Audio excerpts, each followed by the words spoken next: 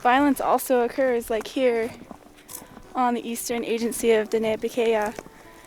There's violence taking place and it hurts.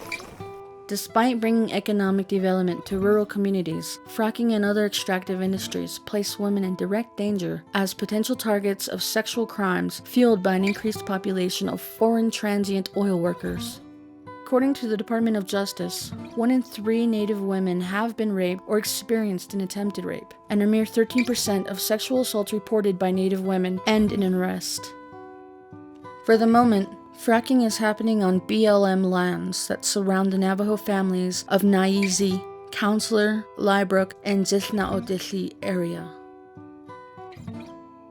Just being and living on the checkerboard area, I mean, it's so sad to see how bad we're treated by the Navajo Nation and from the state. I've never experienced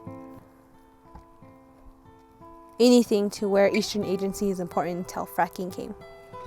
The U.S. Bureau of Land Management is considering Saddle Butte Midstream LLC's application to construct a 130-mile-long pipeline, which will impact nearly 10,000 square miles of public, private, and tribal lands. The proposed Piñon pipeline would enable the development of more than 500 new oil wells, spanning throughout the eastern agency of the Navajo Nation. When things happen in the community, no one's really aware of it. The suicide rate is increasing. Women are dying in the streets of Cuba, and it's not being addressed. And I don't know how soon the violence is going to spread. It's been around, but it's taking another turn with this whole Piñon pipeline coming through. It's scary. And I believe touching roots and going to the mountains will regain our strength and be set back on our paths. For Dinetah, resistance always involved women. It was always planned and handled by women. But the reality is, and it's an untold history, or it's becoming more and more apparent, is that Dinetah women have always been behind the scenes. They have always been the ones at the forefront of continuing our existence and sustaining our resilience against changes that come. And I'm willing to fight. I've always been willing to stand up for what I believe in, for what my grandma's taught me. I may not speak the language, but I do have a lot of hope and faith within my people and land that things will change.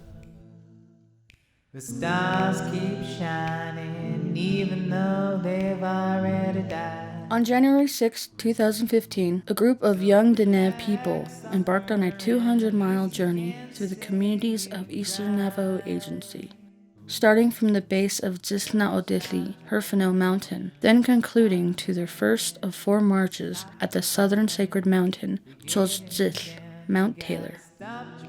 What we've called this walk is Nihi iina, translates to our walk for existence, our walk for life. And that's what we're doing. We want to remember who we are as Dinetah people so that we might have a future. We were 150 years from the long walk, when our people first encountered, this American colonization and were forced on a genocidal march to Fort Sumner, New Mexico, where they were held for 4 years. The hardships that they endured, their pain, their suffering, facing the extinction of our people. They prayed and they sang that they could come home and that they could continue to live within these 4 mountains and maintain our way of life as Dinetah people. That's what they prayed for. You look around and it's like, what's going on? We ourselves have become complicit in the abuse of our Mother Earth. We invest in our own destruction. And so thinking about all of those things, the idea for the SWAC was born. To remind ourselves and remind our people of who we are as Dinetah people, what our ancestors hoped and prayed for, and what we really got to do if we're gonna survive, if we're gonna be here within these 4 mountains.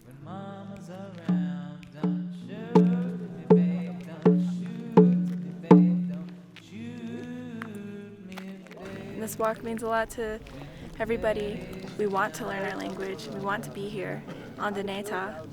For me, what drives me to be here is the people. To support these people. I mean, like, these guys are more than just my friends. They're like my family, my second family, and you need to support them.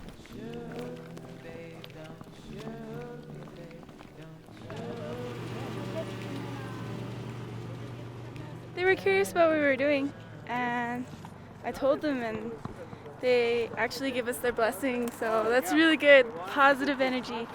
And they were telling us about some of the mesas back here going towards Tulzid, that we'll find some prayers and some strength and also eagle feathers.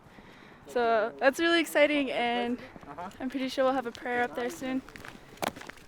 When you do actions like this, you have to be changed from within. You have to be mentally, physically, and spiritually strong. And these sacred sites help us, because you're not just attacking a piece of dirt. You know, everything is sacred. Mother Earth and Father Sky. These are the things that sustain us.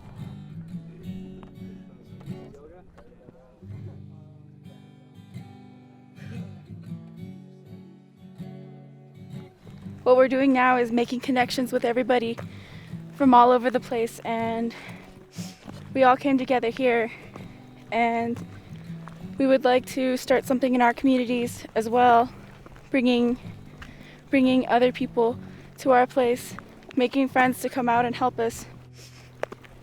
And I think it all starts with communities, and that's what we're going to do.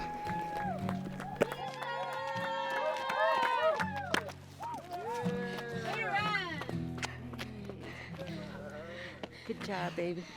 Johnny. It takes a lot of discipline to be Dineh. To be a Dineh man does not mean to be patriarchal. It does not mean to be misogynist, to be sexist. It means respecting women. It means respecting who raised you and who you were born for, and to protect them, to be fierce and humble, and to preserve those who will continue on the next generation of Dineh men and women.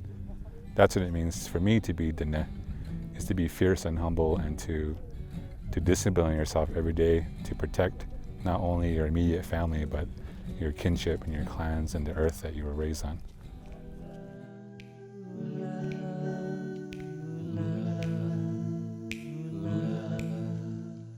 The stars keep shining even though they've already died. So relax up and at least you can say you've tried.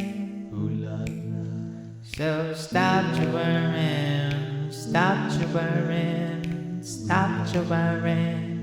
You're getting me down, you gotta stop your crawling, stop your crawling, stop your crawling on the ground. Don't shoot the babe, don't shoot the babe, don't shoot the babe when mama's around.